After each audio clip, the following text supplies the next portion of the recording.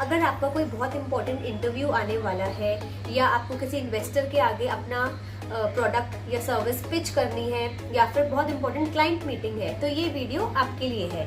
क्योंकि जब ऐसा कोई इंपॉर्टेंट इवेंट हमारी लाइफ में होता है तो हम उसकी जी जान लगा के तैयारियां करते हैं।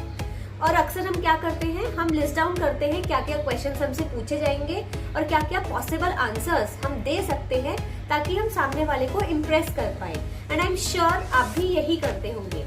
तो ऐसे में जब हम आंसर्स को वर्ड टू वर्ड एग्जैक्टली लिखते हैं और उसको याद करके जब बोलते हैं अपने क्लाइंट्स के आगे, इन्वेस्टर्स के आगे या इंटरव्यूअर के आगे, तभी हम सबसे बड़ी गलती कर देते हैं। आइए समझते हैं कैसे।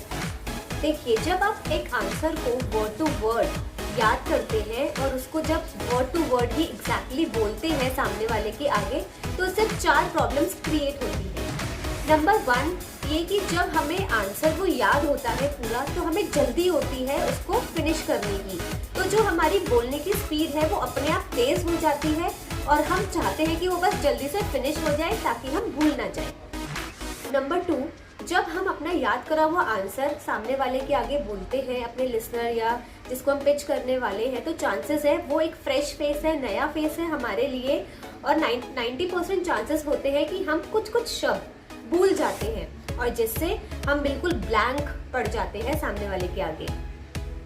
नंबर 3, अगर आपको लगता है कि आपने इतनी प्रैक्टिस कर ली कि आप अपने वर्ड्स भूलेंगे ही नहीं, तो चांसेस फिर ये होते हैं कि आप एक मोनोटोनस टोन यानी एक ही टोन में आंसर बोलते रहते हैं। उसमें हाईज लोज, आपके टोन में कोई वैरायटी नहीं होती, जिससे सामने वाले को साफ पता लग जाता है कि रटा रटाया आंसर आप बोल रहे हैं।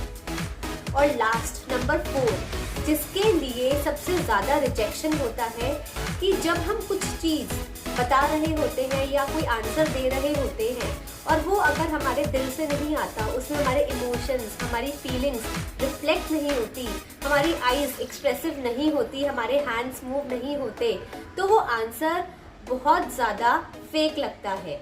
It doesn't look like that you have created your answer or this is your original answer and not the AI created answer.